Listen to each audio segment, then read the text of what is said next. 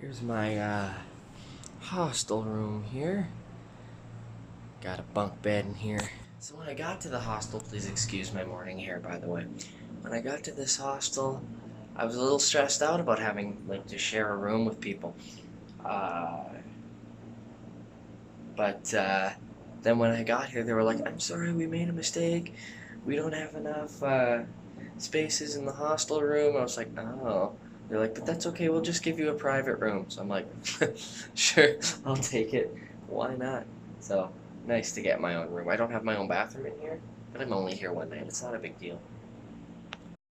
Look at this location of the hostel, though. For like 60 bucks. The Green Tortoise Hostel, the cheapest place you can stay in Seattle, is one of the most incredible locations in Seattle. You just gotta be willing to put up with being not in a private room, unless you're like me and you mess up the booking. I just realized the address of this hostel. It is 105 1/2. I have never seen that before. Crazy. Even the view from my parking garage is incredible.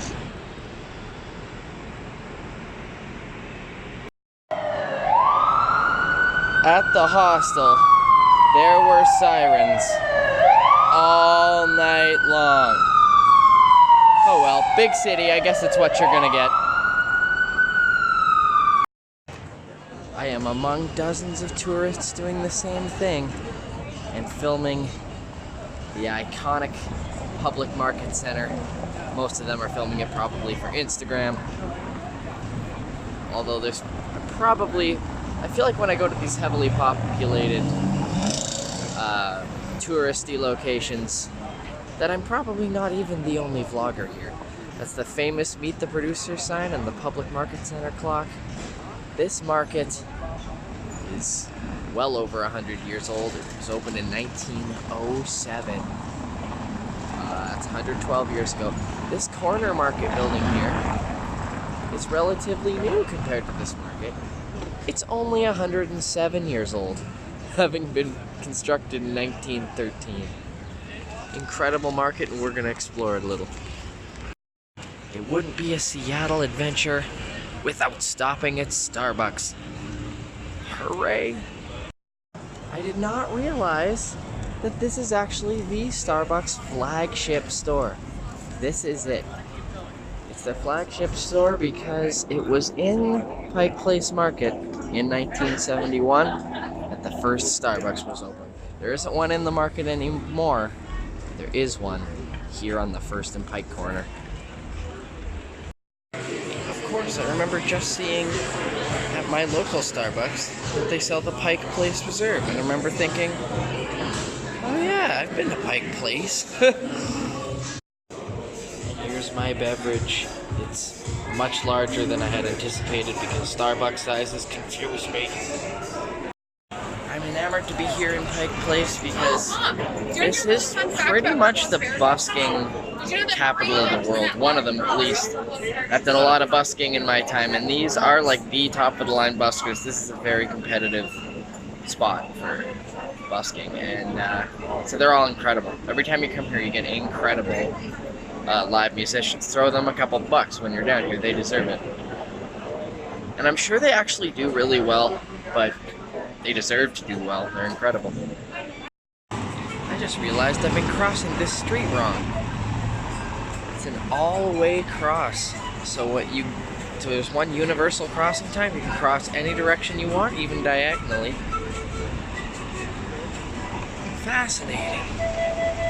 Everything here is slightly different. I wonder how long this cobblestone street has been here. Probably pretty close to as long as the market's been here in 1907. I can't confirm that though, I'm not sure. Alright, I'm going to show you guys a couple of my favorite shops here in the Pike Place Public Market. I love this cute little foods and beverages corridor. It's a shop full of olive oils and such, cheesecake, juices, a pastry shop behind it. Absolutely amazing.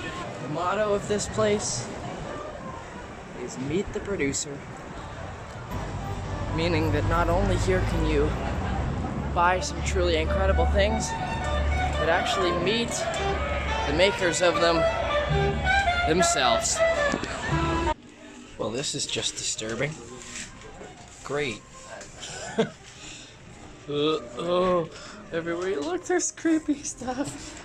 Oh, good lord. This is probably my favorite store in the entire market. The old Seattle Paperworks, which sells vintage magazines dating back as far as the 30s, and vintage newspapers dating well back into the 19th century. Bought some stuff here over the years. That's pretty cool.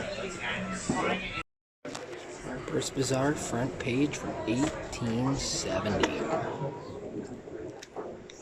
This whole shelf is all 70s Rolling Stone magazines. Unbelievable. They even have Time magazines dating back to 1928.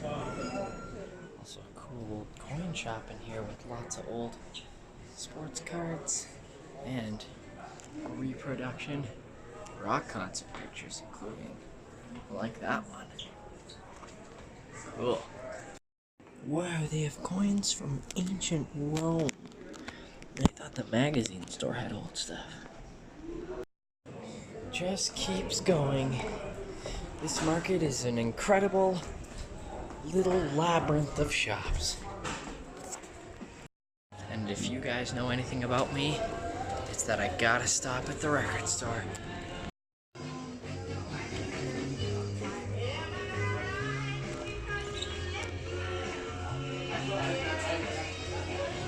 I've been going nuts buying singles lately. This is the place to do it for sure. So much stuff. In fact, check out this cool Monkeys Flexi Disc cardboard single that was cut out of their cereal box back in the day. Unbelievable. I promised myself that because I spent so much money on this Seattle trip that I wouldn't buy anything at the record store. And then I bought something at the record store, but like I just had to though. I mean, but look, it's a sealed Linda Ronstadt picture disc. What was I supposed to do? Probably the most famous part of the market, the flying fish. The amount of people always lined up to get a good shot of that. It's incredible.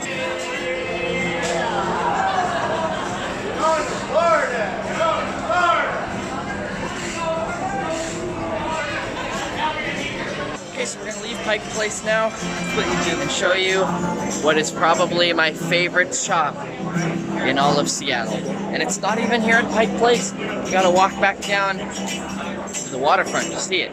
I saw that there's a Hard Rock Cafe here in Seattle, so I thought I'd check out all the cool memorabilia on the wall. Hopefully they don't yell at me and ask me to leave since I'm not actually getting food. There's the platinum album for, I believe that's Bad Animals by Heart. Oh no, I think it's a collection of a whole bunch of Heart gold platinum albums. I'm not sure. Pretty cool. There's also a Duff McKagan sweater and a Nikki Sixx bass, among some other things here. Neat. Apparently, this snow globe was on top of Kurt Cobain and Courtney Love's wedding cake. Wow. And there's also this acoustic guitar from Kurt Cobain's personal collection. There's a Chris Novoselic bass, and Alice in Chains guitar as well. Ooh, also a guitar owned by Eddie Vedder. Cool.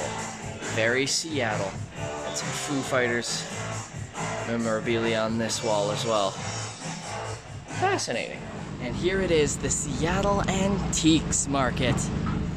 Again, you got some old magazines outside, but inside this store is just incredible. You'll have to see it to believe it. Look at this, you got old safes. I almost bought a Victrola from here the last time I was here. I was so tempted to buy one. Look at this, original Edison Victrola. Here's the thing, it's $550. Look at how thick this original Edison record that's on this plinth here is.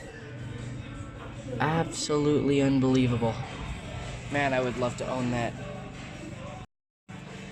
A cabinet from 1880 on sales for the low, low price of $10,000. Look at this cool old arcade game. Shoot the Clown. $3,000 will get you this bad boy. Look at how the cabinet itself is not that deep. They use this really cool optical illusion to make it seem like it's solid 5-10 feet long, but it's really not. It's like magic. Antique ship's wheel. Wow. I like that if you want to collect license plates from across the country and Canada, you can. An old rotary merchandiser. Whatever that is. I have no idea. How cool is this? Old Seattle street signs. Unbelievable. Check out these vintage model planes too. Police badges. San Francisco, from LA. Phonograph. I'm sure they should leave that needle on there like that. Old phonographs. Incredible. This is an RCA Victor one. Or just Victor, before RCA and Victor merged. Wow. Alfred E. Newman slot machine. For a cool $1,000. Wow.